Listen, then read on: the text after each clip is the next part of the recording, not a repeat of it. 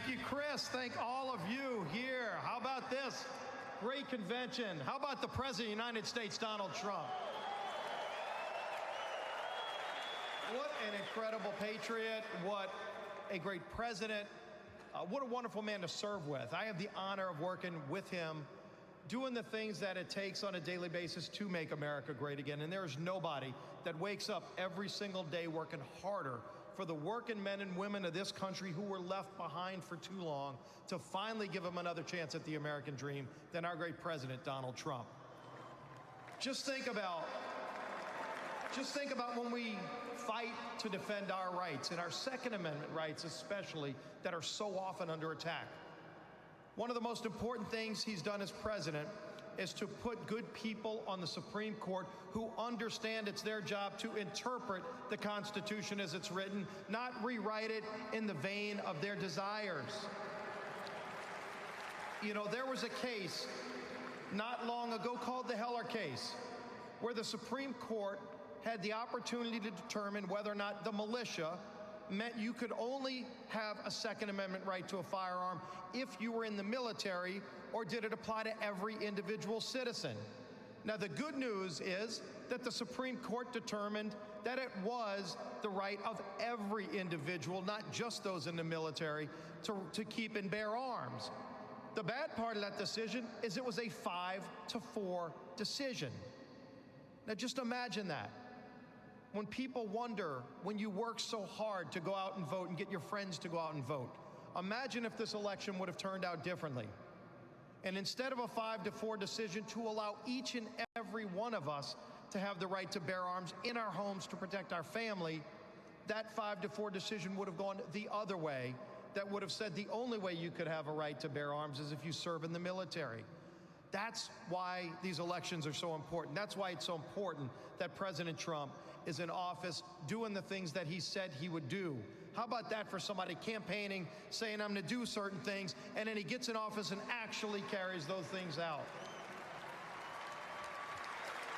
If any of you watched the State of the Union just a few weeks ago in the House chamber, first of all, it was great hearing Donald Trump talk about the things that he's done to get this country back on track and how it's working, how it's rebuilding our military, our men and women in uniform, finally giving them a pay raise that they deserve, finally giving them the tools that they need to be able to train safely, finally getting people back to work, having an economy that works for everybody so we could rebuild our middle class. And as the president went through, did you notice when the president would say, we've got the lowest unemployment among African Americans in the history of our country. We've got the lowest unemployment amongst Hispanic Americans in the history of our country.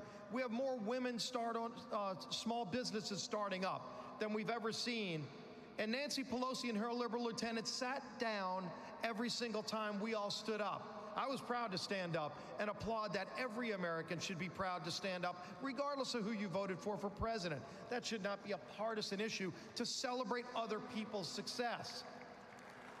And then, of course, I think the most telling was when President Trump said, America will never be a socialist country. Now, we would all applaud that. You would think everybody would applaud that. But again, Nancy Pelosi and her liberal lieutenants sat down and could not even stand up for that statement that America will never be a socialist nation. And so it shows us what's at stake. It shows us what this battle is for. I want to thank you for coming here to stand up for our Second Amendment rights by joining and being a member of the NRA and what the National Rifle Association stands for. What you stand for is preserving those freedoms. Those freedoms aren't free. Those freedoms don't just come to us because we were given to them in a document. We get those freedoms because we have to fight for them every day. Others have fought before us. Men and women who have sacrificed their blood, given their lives for our country so that we can have those freedoms. We still have to fight for those freedoms every day. I have been honored to work with the NRA, not just since I've been a member of Congress, but this goes back to when I was a state representative. In 1999, if you remember, the city of New Orleans started what was going to become a national movement.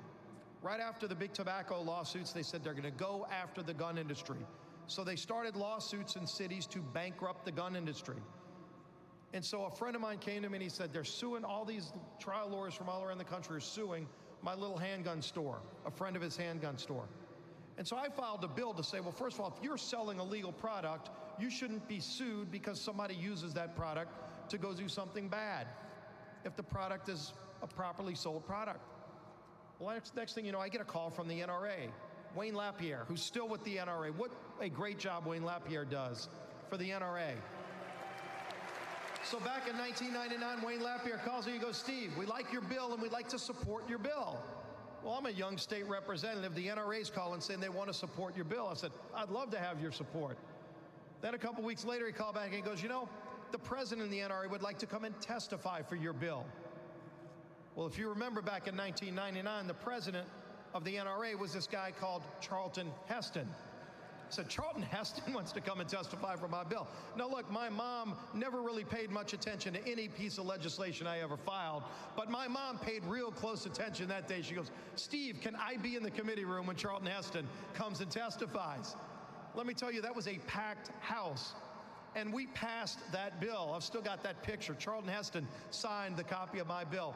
The next day, went all the way up to the U.S. Supreme Court, by the way. The next day, the city of New Orleans lawsuit against gun makers was thrown out of court, and they did it all across the country. And we were able to stop those lawsuits from bankrupting the gun makers of this nation. And then a few years later, that horrible tragedy happened in 2005 when Hurricane Katrina hit. And once again, our gun rights were under attack. You would have never thought you would see this in the United States of America, but they went door to door taking away people's guns. They gave an order to confiscate the guns of law-abiding citizens in the city of New Orleans, and it actually happened. And so somebody came to me, this lady named Miss Connie, and she was in her home in uptown New Orleans, and this was after Katrina. There was no 911. There was no power. There was no ability if somebody was doing something bad to get somebody else to come and protect you. It was you in your house with your gun. That was your only line of defense. And they came in to take her gun. And if you saw this lady, she was in her probably 70s. And they tried to take her gun. And she said, you're not taking my gun. And they tackled her. And they took her gun. They broke her arm. And I found out about it. And I had Miss Connie come and testify and share her story. And once again, the NRA was right there with me, and we passed a bill to say never again will that happen, and it ultimately became a federal law to say you can never go door to door and take people's guns. Well, my friends, let me tell you, our gun rights are once again under attack. You can see it in this presidential debate that's already shaping up. And President Trump, who's doing a great job, is going to have a great story to tell next year. But you know who he's going to have to tell it against on that stage? It's not going to be some liberal. It's going to be a socialist. You can see what's going on already in this debate. Just look at the debate Monday night. And the president alluded to this. They asked him, you know, they're talking about letting felons vote while they're in prison. And so one of the questioners said, if the Boston Marathon bomber is there, would you let the Boston Marathon bomber vote from prison? And Bernie said yes, and Kamala said yes, and one after the other, they're all saying, sure, let them vote. I mean, imagine this. They're trying to take away your rights to defend yourself, which is enshrined in our Constitution, but they want felons who took the lives of innocent people to be able to have the franchise of voting. Not on our watch.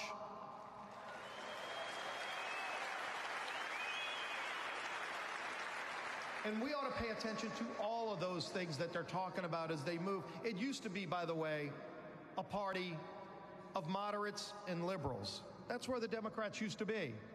And of course, Nancy Pelosi was the standard bearer as a San Francisco liberal. Well, today she's in the middle. And it doesn't mean the country's moved. It just means they've moved so far to where it's a party of liberals and socialists. And the socialists are winning. And everybody's paying attention. How many of you have heard of the Green New Deal? I mean, think about this. They want to ban fossil fuels as we stand here in Lucas Oil Stadium. They want to get rid of fossil fuels.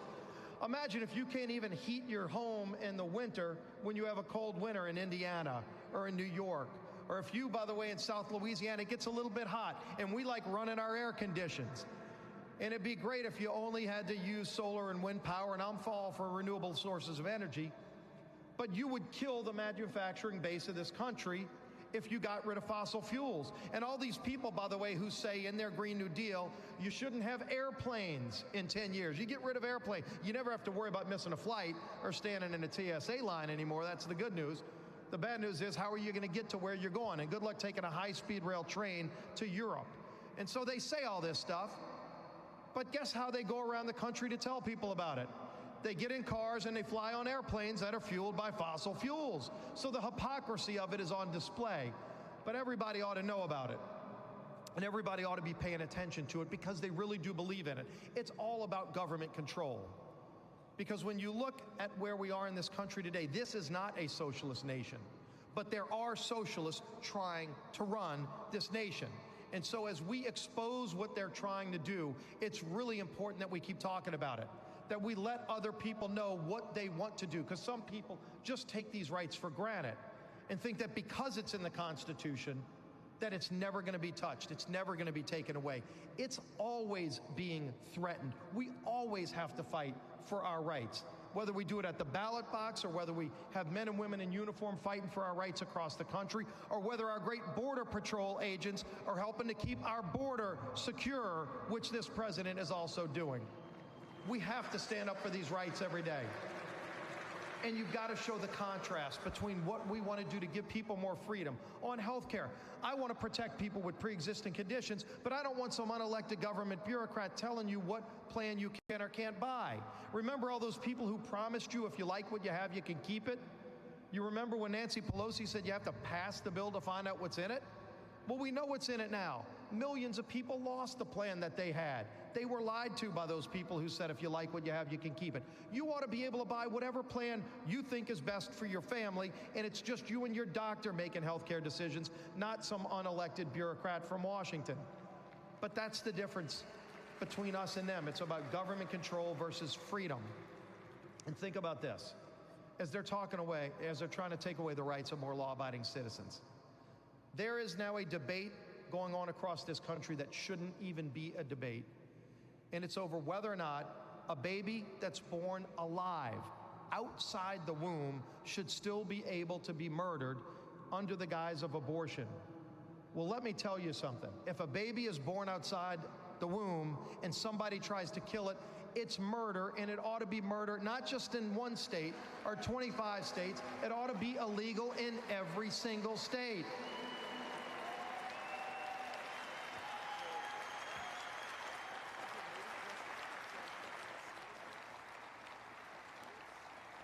And so we've got a bill by my colleague Ann Wagner of Missouri to make sure, it's called the Born Alive Act, that if a baby's born alive in every state of this country, it's got to get full protection. You can't kill it. It's not abortion. It is murder. And we need to get a vote on that bill and get that bill to President Trump's desk, because President Trump wants to sign that bill. His opponents, by the way, they would veto that bill.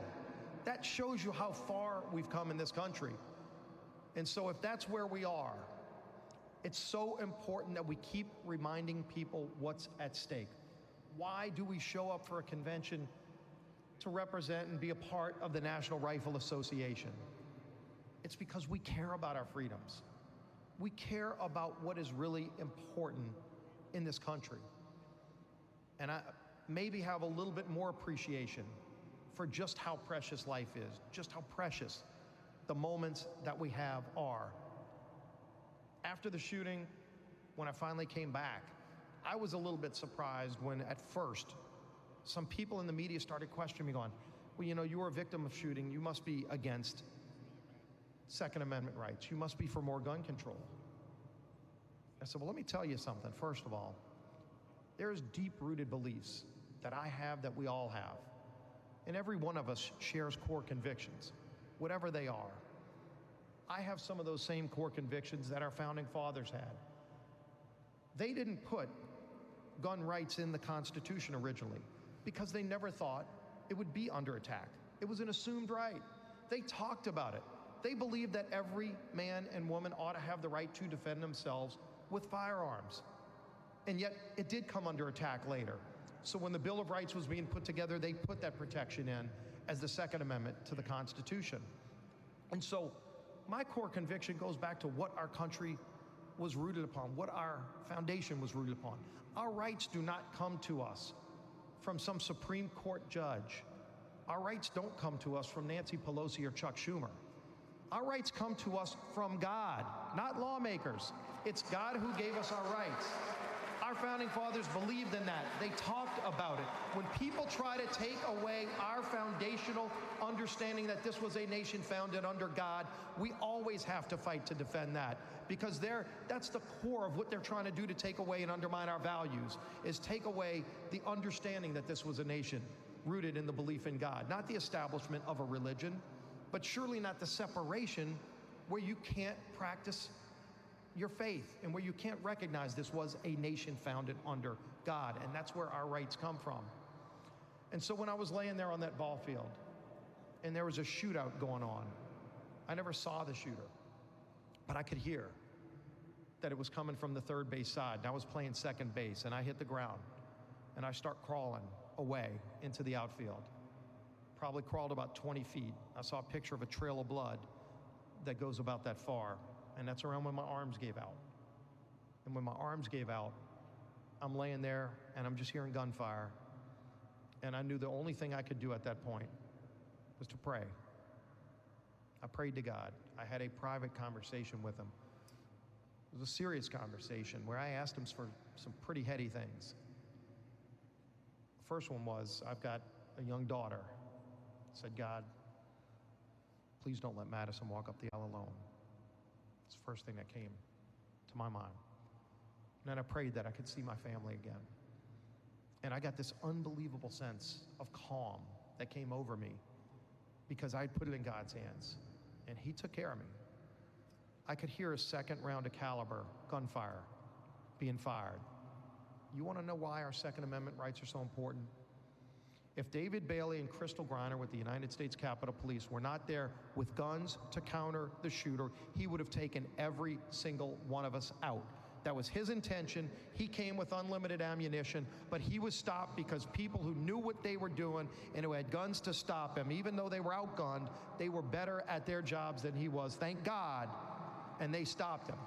Those are real heroes.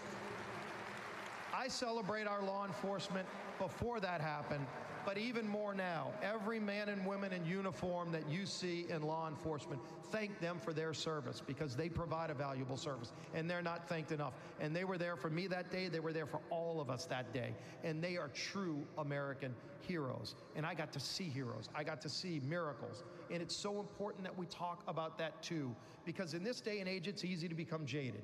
It's easy to wonder, geez, is this still that great country, the shining city on the hill that Ronald Reagan talked about? Well, you know what? Ronald Reagan talked about something else. Ronald Reagan said freedom is just one generation from extinction if we don't fight to defend it. I will tell you, this country is worth fighting for. Our freedoms are worth fighting for. I thank each and every one of you for being a part of the NRA, an organization that helps fight for those fundamental freedoms. This is the greatest country in the history of the world, and we're going to keep fighting to make sure it stays just that way. Thank you for everything you do. God bless these United States of America.